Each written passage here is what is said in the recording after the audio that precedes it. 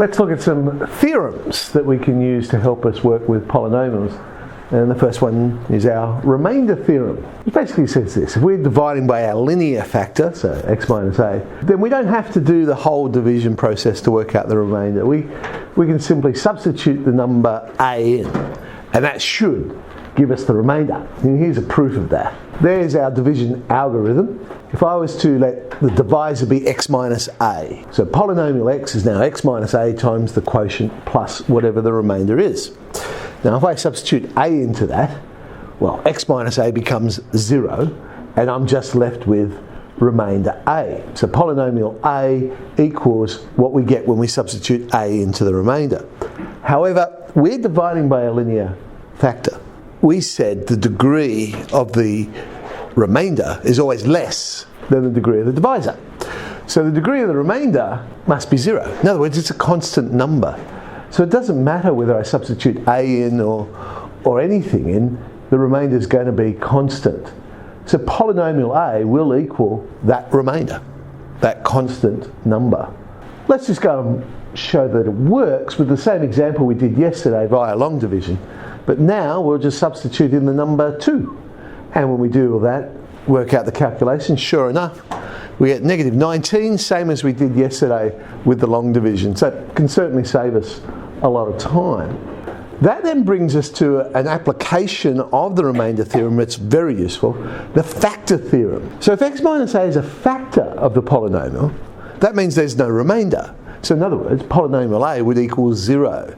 So we can find factors when we're trying to factorise by substituting numbers in. If we get the answer 0, we know that this is one of the factors. So we're going to show that x minus 2 is a factor of this polynomial, and then we'll go and factorise it completely. So substitute 2 in. Now, when you get this sort of question, don't just write down polynomial 2 equals 0. Because of course it will end up being 0 if we're trying to show that it is a factor. They want to see you, yes, we actually substituted in. They knew, like you knew what to do. So put that substitution step in. So equals 0. So yes, x minus 2 is a factor. Completely factorise it. If I now divide x minus 2 in to find the other factor, now x goes into x cubed, x squared times, now x into 2x squared goes 2x, x into minus 15x goes minus 15, there's my other factor. But it kind of defeats the purpose of having the factor theorem, or the remainder theorem for that matter, because I had to do the division anyway. Let's just finish our factorisation. X minus 2 outside x squared plus 2x minus 15, and that factorises to be x plus 5, x minus 3. There's the complete factorisation. So actually there's a better way. We've discovered x minus 2 as a factor. A little bit of logic will work out the other factors rather than doing a whole division, because things we know when we expand this out. The leading term times the leading term in the other parentheses that I'm trying to work out should give me the leading term of the whole thing. So x times something would give me x cubed. Well, so what is that thing? Well, it's got to be x squared. So I know it starts with x squared. But I can do the same with the constant. The constant times that missing constant we're trying to work out should give me 30. So negative 2 times what is 30? Negative 15. Now I just need to work out that middle term. So how do I do that? Well, if I was to expand it out now, if I was to think, oh, this is my complete factorisation, how many x would I end up with? And at this stage, I'd only have minus 15x. But I want minus 19x. Well, how do I get from minus 15 to minus 19? I need another minus 4x. Therefore, that middle term must have been multiplied by negative 2 to give me the answer negative 4. The missing bit that I still need. So minus 4x would be negative 2 times what? That's going to be 2x. And I complete my factorisation. So I don't actually have to do the whole polynomial division. Of course, it's still a useful tool. If we can't work that out, we've always got division we can fall back on. Let's try this one. 4x cubed minus 16x squared minus 9x plus 36. They haven't given me any clue as to what the factor might be. I've got to work it out. But there are some hidden clues. You see, we know that the constant factors must be a factor of the constant. So I'm looking for a number that goes into 36. Okay, there's quite a few I could pick. 1, 2, 3, 4, 6, 9, 12, 18, 36. Of course, they could be negative numbers as well. So it could be -1, -2, -3, and so on. But of course, it's not monic. So it might actually be a fraction and not an integer. Any fraction that's going to work will take this form. It'll be factors of the constant over factors of the leading coefficient. And the leading coefficient is 4. So I could have all of those numbers divided by 4. Now some of them I've already got, because 4 over 4 is 1. 12 over 4 is 3. So some of them I already have. I can cross those out. But all these other ones are possibilities. But 4 is not the only factor of 4, they could be over 2. So I have all these possibilities, but again some have doubled up, so I can get rid of those. But they're all positive numbers. They could be negative as well. So there's an awful lot of possibilities I could try. So I'm always going to try easy ones first and hope they work. The logical first one to pick, of course, would be, that's interesting, okay, a quarter, okay. Sorry, what was that? 4. 4, okay. 1. 1's a very easy number to substitute in. So logically the first one I pick is, 4. Who said 4? Did you look at the sheet?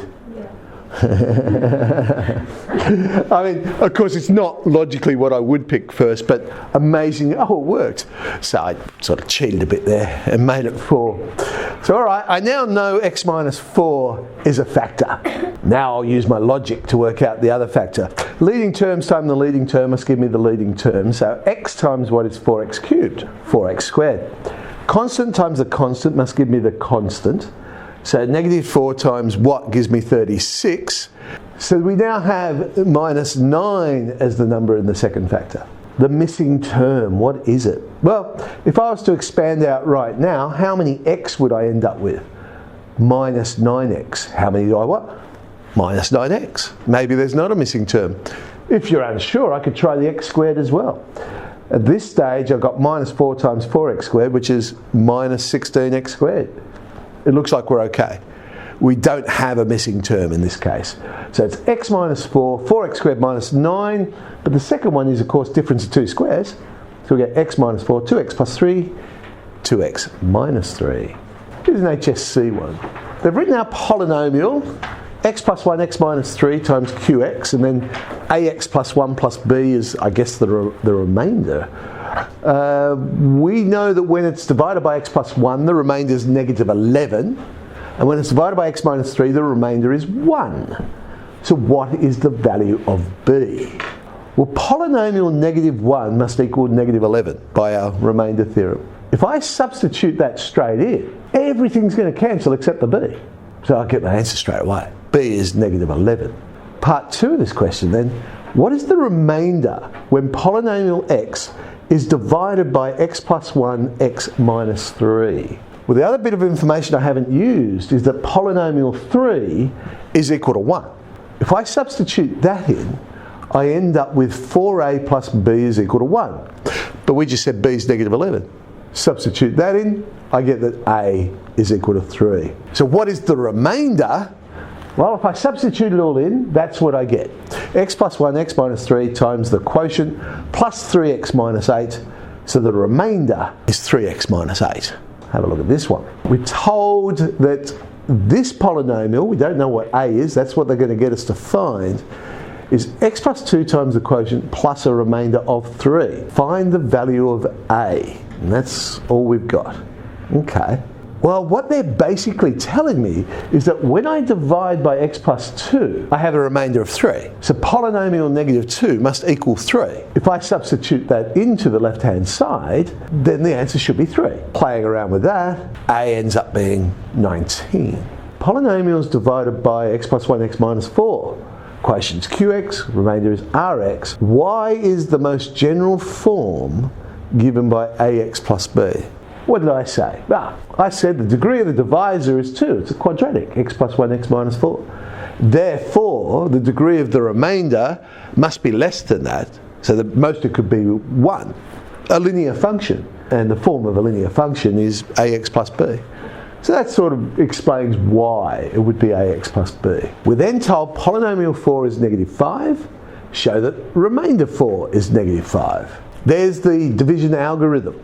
Polynomial 4 would be what I get when I substitute 4 in. 4 minus 4 is 0, so I'm left with remainder 4. But they've told me polynomial 4 is negative 5, therefore remainder 4 is negative 5. When our polynomial is divided by just x plus 1, the remainder is 5. Find the remainder. So remainder 4 is negative 5. We were told that. We weren't told that, we found that. Remember, we were told the remainder is ax plus b. If I substitute that in, I get 4a plus b is negative 5. Polynomial negative 1 is 5, however, because they told us when the polynomial is divided by x plus 1, the remainder is 5. So minus a plus b is equal to 5. Okay, the remainder must be 5 by the remainder theorem. Simultaneous equations, two pronumerals, two unknowns. I can get that a is negative 2, therefore b is 3. Substituting back into that remainder ax plus b, we get minus 2x plus 3 for the remainder. 10D is what we're going to do. Just made a note here. There's a question in there. When you're trying to use the factor theorem, or the remainder theorem for that matter, if you're dividing by something that's not monic, so for instance 2x minus 1, you still do it, but you substitute the fraction in. Basically it's whatever would make that equal to 0 is what you're substituting in. So 2x minus 1, well, a half would make that equal to 0. So it's polynomial half you want to find to get the remainder.